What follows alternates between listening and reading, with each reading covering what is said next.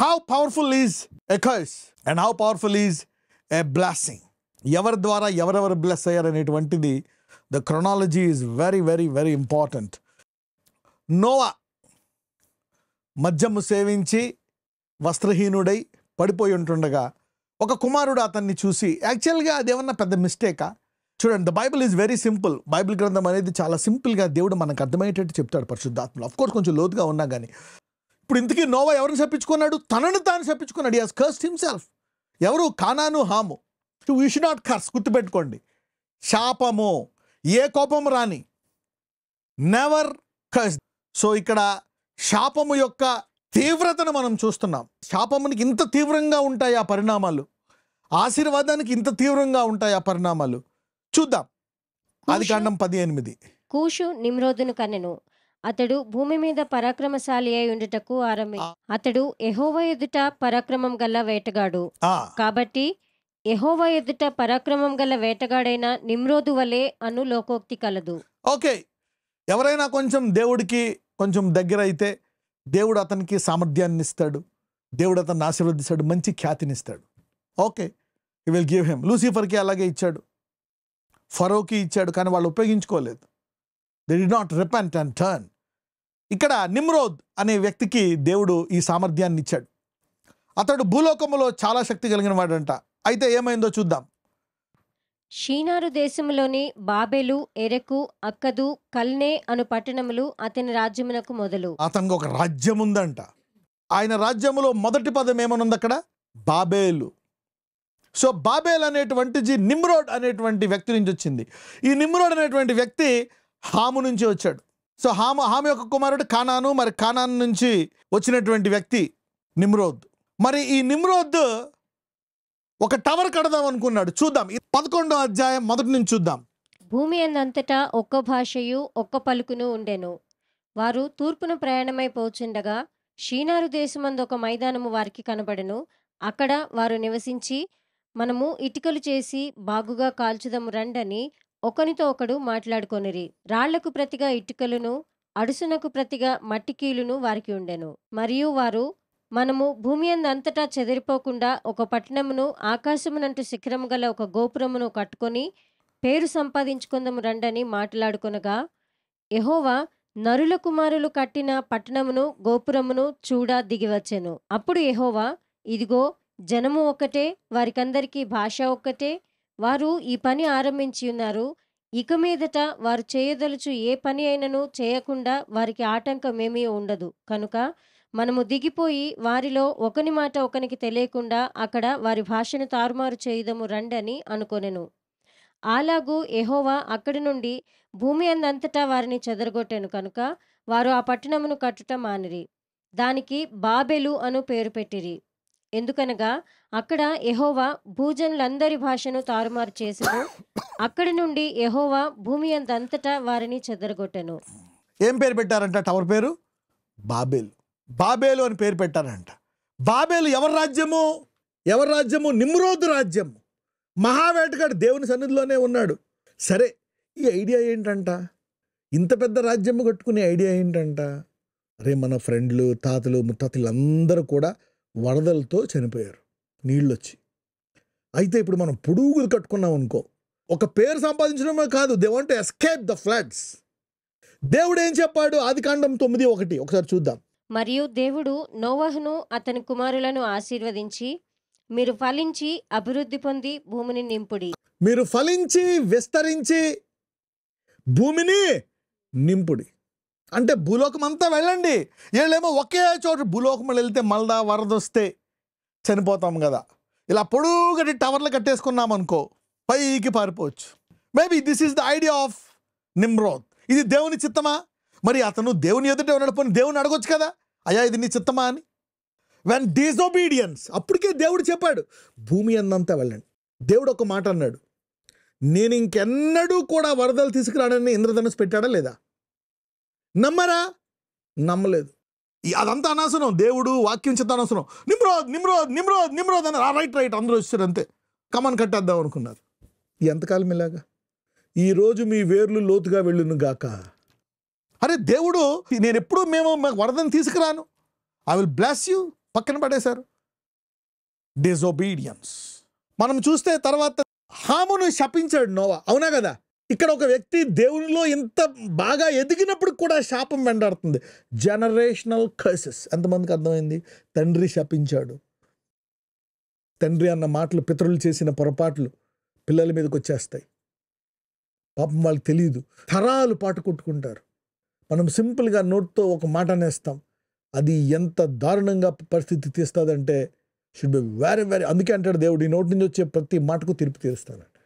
But anyway we got repentance. ప్రభువా క్షమించు అని చెప్పి we can bless again, we can withdraw. ఇప్పుడు ఆల్రెడీ మద్యం తాగాడు, ఓకే, వస్త్రీనుడు అయిపోయాడు, శపించాడు, ఆ రాజు వచ్చాడు, మరి బాబెల్ అనేది కట్టాడు. ఇక్కడ షాము నుంచి వచ్చినటువంటి వ్యక్తి ఎవరు?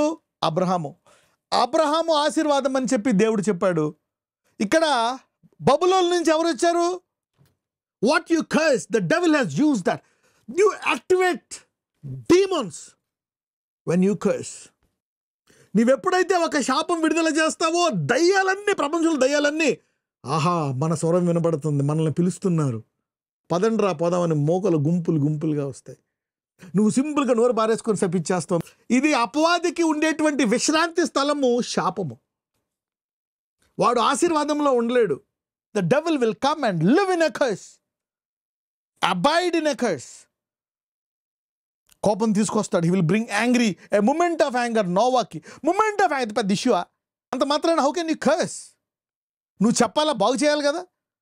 యేసుప్రభు వారు ఏం చేస్తారు? నోవా కంటే గొప్పోడు. హాముని ఆశీర్వదించేవాడు. ఓకే, పాడైపోయిన దాన్ని ఆశీర్వదించగలడు, కుళ్ళిపోయిన దాన్ని బాగు చేయగలడు, మారు మనసు కలిగి చేయగలడు, పరిశుద్ధాత్మతో అంతరంగమును శుభ్రపరిచి మనస్సాక్షిని బాగు చేసి పొట్టు వలె కాల్చి నీతిమంతుడిగా తయారు చేసి మహిమ నుంచి అధిక మహిమకు తీసుకెళ్తాడు. You can change, transform, blessed. ఒక ఆశీర్వాదం పలికితే ఆశీర్వాదం శాపాన్ని అధిగమిస్తుందా లేదా? A blessing lord take a curse if you bless it. ప్రకటన 18 మొదటి 2 వచనాలు చదువుదాం. అటు తర్వాత మహాధికారము గల వేరొక దూత పరలోకం నుండి దిగివచ్చుట చూచి తిని. అతని మహిమ చేత భూమి ప్రకాశించెను. అతడు గొప్ప స్వరముతో ఆర్భటించి ఇట్లనెను, మహాబబులోను కూలిపోయెను, కూలిపోయెను, అది దయ్యములకు నివాస స్థలమును, ప్రతి అపవిత్రాత్మకు ఉనికి పట్టును, అపవిత్రమును అసహ్యమునైన ప్రతి పక్షికి ఉనికి పట్టును ఆయను. మరియు ఇంకొక స్వరము పరలోకము నుండి ఇలాగు చెప్పగా వింటిని, నా ప్రజలారా, మీరు దాని పాపములలో పాలివారు కాకుండునట్లు, దాని తెగుళ్లలో ఏదియు మీకు ప్రాప్తింపకుండునట్లును దానిని విడిచి రండి. దాని పాపములు ఆకాశమునంటుచున్నవి, దాని నేరములను దేవుడు జ్ఞాపకం చేసుకొని ఉన్నాడు. అది ఇచ్చిన ప్రకారము దానికి ఇయుడి, దాని క్రియల చొప్పున దానికి రెట్టింపు చేయుడి. అది కలిపిన పాత్రలో దాని కొరకు రెండంతలు కలిపి పెట్టుడి. అది, నేను రాణినిగా కూర్చుండుదానను, నేను విధవరాలను కాను, దుఃఖము చూడనని తన మనసులో అనుకొనెను కనుక అది తన్ను తాను ఎంతగా గొప్ప చేసుకుని సుఖభోగములను అనుభవించనో అంతగా వేదనను దుఃఖమును దానికి కలుగచేయుడి. అందుచేత ఒక్క దినముననే దాని తెగుళ్ళు అనగా మరణమును, దుఃఖమును, కరువును వచ్చును. దానికి తీర్పు తీర్చుచున్న దేవుడైన ప్రభువు బలిష్ఠుడు గనుక అది అగ్ని చేత బొత్తిగా కాల్చివేయబడు. అంటే ఇక్కడ ఏమంటున్నాడు చూడండి, నోవా కాలంలో ఉంటుందట. నోవా కాలంలో మిగిలిన ఎంత దేంతో చనిపోయారు? నీటితోటి. ఇప్పుడు తీర్పు దినం తర్వాత వీళ్ళందరినీ ఎందులో వేస్తారు? అగ్గిలో వేస్తారు.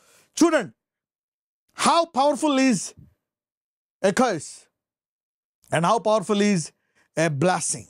11వ అధ్యాయం 22. సెరూగు 30 ఏండ్లు బ్రతికి నాహోరును కనెను. సెరూగు నాహోరును కనిన తరువాత 200 ఏండ్లు బ్రతికి కుమారులను కుమార్తెలను కనెను. నాహోరు 29 ఏండ్లు బ్రతికి తెరహును కనెను. నాహోరు తెరహును కనిన తరువాత 119 ఏండ్లు బ్రతికి కుమారులను కుమార్తెలను కనెను. తెరహు 70 ఏండ్లు బ్రతికి అబ్రామును, నాహోరును, హారానును కనెను. తెరహు వంశావళి ఇది. తెరహు అబ్రామును, నాహోరును, హారానును కనెను. హారాను లోతును కనెను. హారాను తాను పుట్టిన దేశమందలి కల్దీయుల ఊర్ అను పట్టణంలో తన తండ్రి అయిన తెరహు కంటే ముందుగా మృతి పొందెను. అబ్రామును, నాహోరును వివాహం చేసుకొనిరి. అబ్రాము భార్య పేరు సారయి, నాహోరు భార్య పేరు మిల్కా. ఆమె మిల్కాకును ఇస్కాకును తండ్రి అయిన హారాను కుమార్తె. ఓకే, ఇదంతా ఎవరి జెన్యాలజీ? అబ్రహాం వంశం అనమాట. సో ఇలాగా ఫ్యామిలీ అయిందన్నమాట. ఇప్పుడు ఇందులో మెయిన్ ఇంపార్టెంట్ ముగ్గురు ఉంటారు. తెరాహు, తర్వాత సారా, తర్వాత లోతు. ఓకే, అబ్రహాము తండ్రి పేరేంటి? తెరాహ్. అబ్రహాం భార్య పేరు సారా. అబ్రహాం యొక్క సహోదరుడి పేరు లోతు. ఎప్పుడు కూడా చూడండి, ఏదైనా చిన్న చిన్న ప్రాబ్లమ్స్ వచ్చినప్పుడు అలర్ట్ అయిపోయి దేవునిలోకి డీప్గా వెళ్ళిపోండి. మీ ప్రార్థనా సమయం ఎక్కువసేపు చేయండి. నిన్ను ఆయన వాక్యములో లేవనెత్తడానికి, మళ్ళా నిన్ను బాగు చేయడానికి, ఆ పునాది వేయడానికి ఆయన టైం పడుతుంది. దేవుణ్ణి ఎరగడంలో సమయం కేటాయించండి. ఆ బలహీనతలో, ఆ బాధలో, ఆ రోగములో దేవుడిని తెలుసుకోండి. నువ్వు ఎప్పుడైతే నిలకడగా ఉన్నావో అప్పుడు నీ స్వస్థత శీఘ్రంగా నీకు వస్తుంది. Somebody is becoming sensitive to the Holy Spirit. ఏదైనా సమస్య వచ్చిందా? Consider, go, why this problem is coming, why this temptation is coming, why, go, find out, ask God, instructions from God. ఆ స్టేజ్కి వెళ్ళండి. Receive from God. సెన్సిటివ్ ఎంతమందికి అర్థమవుతుంది? Be sensitive to the Holy Spirit. David late చేయలేదు, ఇమ్మీడియట్గా ఒప్పేసుకున్నాడు. సౌలు అలా కాదు, బొంకుతా ఉన్నాడు. చూద్దాం, ఎక్కడి నుంచి చూద్దాం? 31 కూడా చదువుదాం. తెరహు తన కుమారుడగు అబ్రామును, తన కుమారుని కుమారుడు అనగా హారాను కుమారుడగు లోతును, తన కుమారుడగు అబ్రాము భార్య అయిన శారయి అను తన కోడలిని తీసుకొని కనానుకు వెళ్ళుటకు కల్దీయుల ఊరను పట్టణములో నుండి వారితో కూడా బయలుదేరి హారాను మట్టుకు వచ్చి అక్కడ నివసించిరి. అబ్రహాము జీవితంలో ఆలస్యం అవడానికి గల కారణాలు చూద్దాం. ఇప్పుడు వీళ్ళందరూ వచ్చారు, ఇక్కడ చూద్దాం ఒకసారి. Okay, let's also see in verse 28. Haran తాను పుట్టిన దేశమంది కల్దీయుల ఊరను పట్టణములో తన తండ్రి అయిన తెరహు కంటే మృతి పొందాను. ఊరు అనే ఒక ఊరు ఉందన్నమాట. లెట్ us go to అపోస్తుల కార్యములు 7:2-4 చూద్దాం. అందుకు స్టెఫను చెప్పినదేమనగా, సహోదరులారా, తండ్రులారా వినుడి. మన పితరుడైన అబ్రహాము హారానులో కాపురముండక మునుపు మెసొపొతామియాలో ఉన్నప్పుడు మహిమగల దేవుడు అతనికి ప్రత్యక్షమై, నీవు నీ దేశమును నీ స్వజనమును విడిచి బయలుదేరి నేను నీకు చూపింపబోవు దేశమునకు రమ్మని అతనితో చెప్పెను. అప్పుడతడు కల్దీయుల దేశమును విడిచిపోయి హారానులో కాపురముండెను. అతని తండ్రి చనిపోయిన తరువాత అక్కడి నుండి మీరిప్పుడు కాపురమున్న ఈ దేశమందు నివసించుటకై దేవుడు అతన్ని తీసుకొని వచ్చెను. ఓకే, ఈ ఫ్యామిలీతో పాటు అబ్రహాం అక్కడికి వచ్చాడు. అక్కడేమో చాలా కాలం ఉన్న తర్వాత తండ్రి చనిపోయాడు. ఆ తర్వాత నుంచి వేరే చోటుకి వెళ్ళాడు. యెషయా గ్రంథం 51:2-3 వచనాలు. మీ తండ్రి అయిన అబ్రహాము సంగతి ఆలోచించుడి, మిమ్మును కనిన సారాను ఆలోచించుడి. అతడు ఒంటరి అయి ఉండగా నేను అతన్ని పిలిచి తిని అతనిని ఆశీర్వదించి అతనిని పెక్కుమంది అగునట్లు చేసి తిని. ఒంటరిగా పిలిస్తే మనోడు తండ్రిని విడవలేకపోయాడు. సెంటిమెంట్లు, అందుకే అక్కడ ఆలస్యమైంది. అక్కడ ఆలస్యమైనందుకు అబ్రహాముకి అందుకే 25 ఏళ్ళు ఆలస్యమైంది. ఎంతమందికి అర్థమైంది? దేవుడు రమ్మంటే విడిచిపెట్టకుండా నువ్వు 25 ఏళ్ళు ఆలస్యం చేస్తావా? ఇప్పుడేమో నువ్వు నాకు ఇవ్వట్లేదు కొడుకుని అని టార్చర్ చేస్తే ఎలాగా? మళ్ళీనేమో లోతు వెంట పట్టుకొస్తాడు. ఏది స్థలం అంటా ఉంటాడు. అప్పుడు ఆ లోతు సొదొమ గొమొర్రా వెళ్ళిపోయిన తర్వాత అప్పుడు అంటాడు, అమ్మా ఇప్పుడు చూడు నీకు ఈ ప్రాంతాన్ని ఇస్తానంటాడు. లోతుడు వెళ్ళిపోయిన తర్వాత, now Abraham see, now I will give you this land. ఇవన్నీ పరిశుద్ధాత్ముడు బోధిస్తాడు. The Holy Spirit will teach అస్.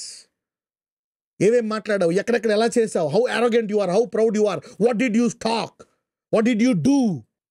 యెహోషువ 24:2. యెహోషువ జనులందరితో ఇట్లనెను, ఇశ్రాయేలీయుల దేవుడైన యెహోవా చెప్పునదేమనగా, ఆది కాలము నుండి మీ పితరులు అనగా అబ్రహాముకును నాహోరుకును తండ్రి అయిన తెరహు కుటుంబీకులు నది అద్దరిని నివసించి ఇతర దేవతలను పూజించిరి. అందుకే దేవుడు అంటాడు, వచ్చే వాళ్ళతోటి, come out. Now also God wants you to separate. God will separate you. You will say, God okay, I will have him, I will have this. Delay. కానీ గుర్తుపెట్టుకోండి, తుదకు at the end of the day నువ్వెన్ని పొరపాట్లు చేసినా, ఏం చేసినా, ఆలస్యం జరిగిన, నీవు విధేయత కోసం ముందుకు వెళ్ళిపోతున్నావా, అలా వెళ్ళిపోతూ ఉన్నావా, దేవుడికి అదే కావాలా? I'm giving you good news again. Never go back. Abraham late చేశాడు, తండ్రి సెంటిమెంట్ వాడాడు, సహోదరుడు సెంటిమెంట్ వాడాడు. God separated him. తెరా అంటే అర్థం రాసుకోండి, డిలే. హరాన్లో ఉన్నాడు. హరాన్ అంటే గుర్తుపెట్టుకోండి, బ్యారన్.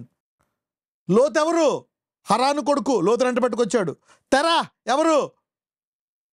డిలే. ఇద్దరిని వెంట పెట్టుకొచ్చాడు. ఏమైంది? ఆలస్యం. So Lot has a curse and Terah has a curse. They delayed.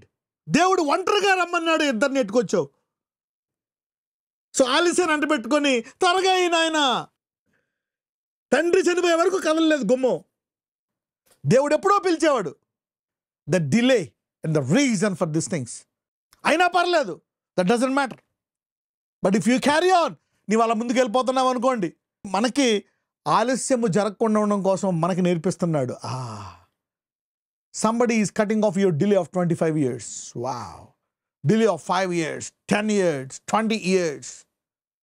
కానీ తుదకు అబ్రహాముని దేవుడు ఆశీర్వదిస్తాడు. నా కుమారుడు, నువ్వు వెనక్కి వెళ్ళిపోయావు. You didn't go back, you went ahead. నువ్వు అవిధేయుడు అయ్యావు, ఆలస్యం జరిగింది. కానీ అదే అబ్రహాం లాస్ట్కే దేవుని స్వరాన్ని క్లియర్గా వినడానికి వెళ్ళిపోయాడు. ఏ స్టేజ్కి? కొడుకుని అంటే టక్ మంది ఇచ్చేసాడు అంతే. ఒక్క నిమిషం ఆలోచించలేదు. 1 గంట కూడా లేట్ చేయలేదు, పట్టుకెళ్ళిపోయాడు. దేవుడు చూశాడు, నా కుమారుడు మంచి ఫినిషింగ్ ప్రోడక్ట్ అయిపోయాడు. He became good finishing product. చూడండి, ఒక మంటి ముద్దలోంచి తీసి తీసి తీసి బంగారం ఎంత చక్కగా చేస్తారు. 24 క్యారెట్ గోల్డ్. అలాగా 24 క్యారెట్ గోల్డ్ని తయారు చేశాడు. నీవెన్ని పెట్టుకో, ఎన్ని చెయ్యి, ఎన్ని శోధనలు, if you are just following, ఆయన వెంబడిస్తూ ఉంటే తుదకు దేవుడు నీ జీవితాన్ని ఘనంగా ముగిస్తాడు. కాబట్టి గతాన్ని గురించి పెద్ద ఆలోచించకు. ఇప్పుడు గతంలో ఆలస్యం జరిగింది, ఓకే, పాపాలు చేసావు, అవి చేసావు, ఇవి చేసావు, అన్నీ అయిపోయాయి. Yes, now make a decision today. అయ్యా, I will still follow you. ఇంకా నేను వెంబడిస్తాను. ఆలస్యం అవని, ఏదైనా అవని వెంబడిస్తాను అనుకుంటే లాస్ట్కి ఎలాగవుతుందంటే దేవుడు చూడండి, యాకోబు 2:23, జేమ్స్ 2:23. కాబట్టి అబ్రహాము దేవుని నమ్మెను, అది అతను నీతిగా ఎంచబడెను అను లేఖనము నెరవేర్చబడెను, మరియు దేవుడు స్నేహితుడని అతనికి పేరు కలిగెను. Rebellious candidate, delay candidate, but he walk continuously. ఫైనల్గా దేవుడు అతన్ని నా ఫ్రెండ్ అంటే నేను చెప్తే చేసేస్తాడు. హీ కెన్ అండర్స్టాండ్, నా హృదయానుసారుడు, నన్ను అర్థం చేసుకోగల మనిషి. It took time, but God made him as a friend. God told him that he is the friend. 2వ దినవృత్తాంతములు 20:10, 2 Chronicles chapter 20 verse 7. నీ జనులైన ఇశ్రాయేలీయుల ఎదుట నుండి ఈ దేశపు కాపురస్తులను తోలివేసి, నీ స్నేహితుడైన అబ్రహాము యొక్క సంతతికి దీనిని శాశ్వతముగా ఇచ్చిన మా దేవుడవు నీవే. అంటే శాశ్వతము. God is God of Abraham, friend forever.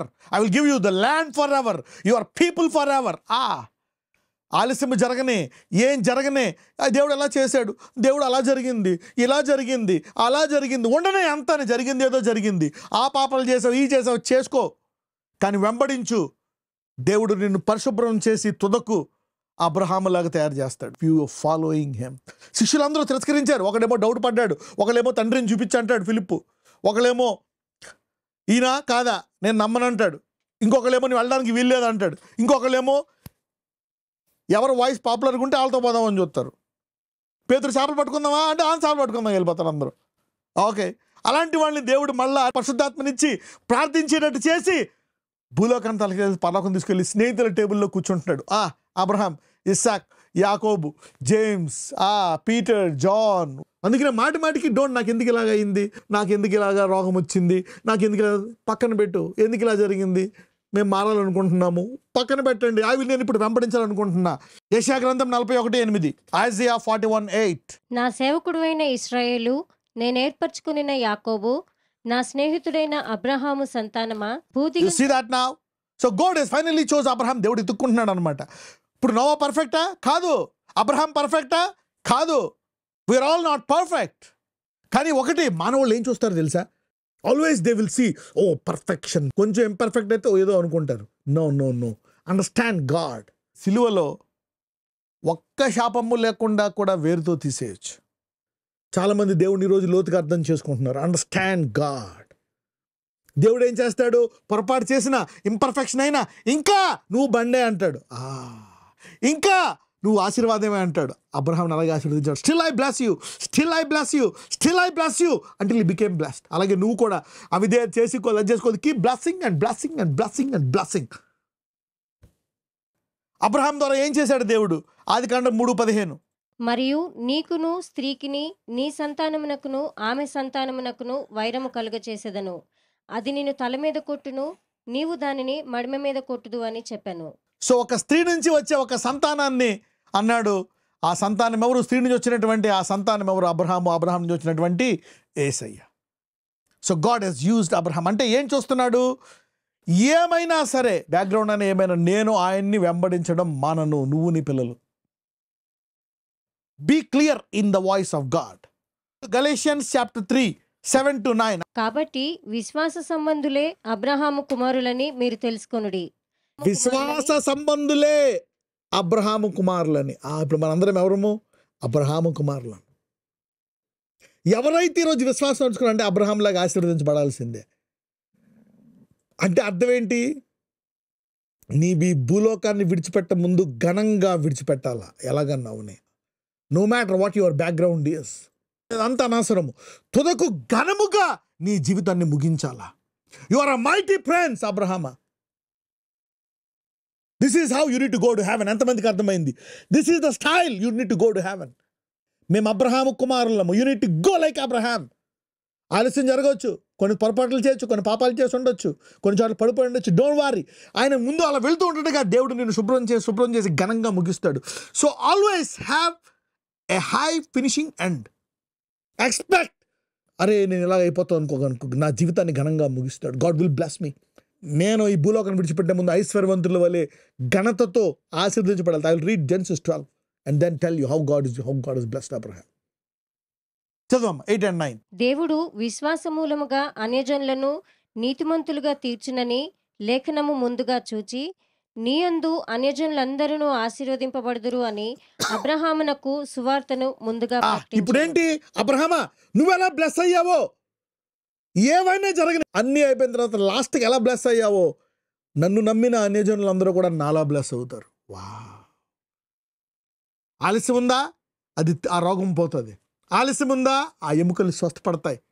ఆ బలహీనతలోంచి బలం వస్తుంది.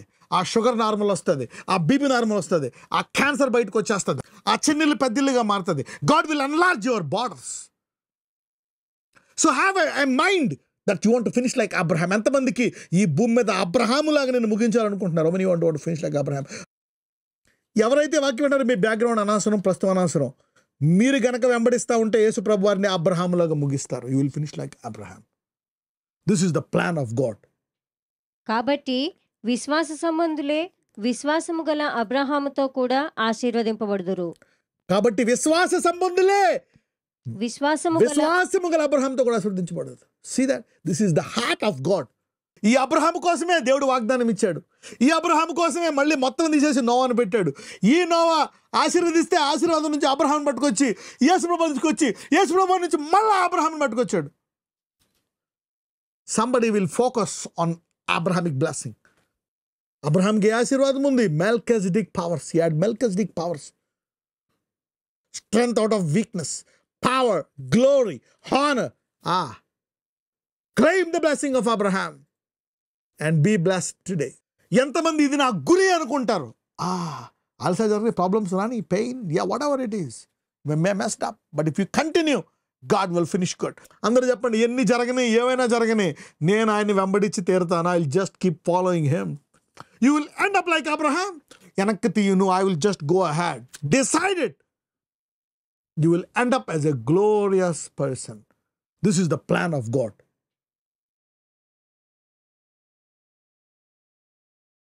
నాజరేయుడైన యేసయ్య, ఇదిగో ప్రభువా, నీ వాక్యములో ఏ రీతిగా నువ్వు షాము నుంచి అబ్రహామును తీసుకొచ్చి ఆయా అవిధేయతలో, ఆలస్యములో, కష్టములో, బాధల్లో తుదకు అబ్రహామును ఘనంగా ముగించావు. అలాగే ప్రతి విశ్వాసి వారి బ్యాక్గ్రౌండ్ ఏమైనా, ఎటువంటి పరిస్థితి అయినా సరే తుదకు ఘనముగా ముగిస్తావని ఇంత గొప్పగా నువ్వు రాసావయ్యా. ఆ సిలువ ద్వారా ఆశీర్వాదాన్ని జనాలు తీసుకోకుండా వాళ్ళు వేరే మార్గములో పోయి జనములను కన్ఫ్యూజ్ చేశారు. అయితే మేమైతే దీని మీద కేంద్రీకరించి ఆ ఆశీర్వాదాన్ని పొందుకొని నీకు గొప్ప సాక్షులుగా ఉండి ఘనంగా ముగించి నిన్ను పరలోకంలో కలుసుకునేటట్టు ప్రతి ఒక్కరికి ఆ గొప్ప కృప దయచేయమని నాజరేయుడైన యేసునామమున ప్రార్థిస్తున్నాము తండ్రి. ఆమెన్.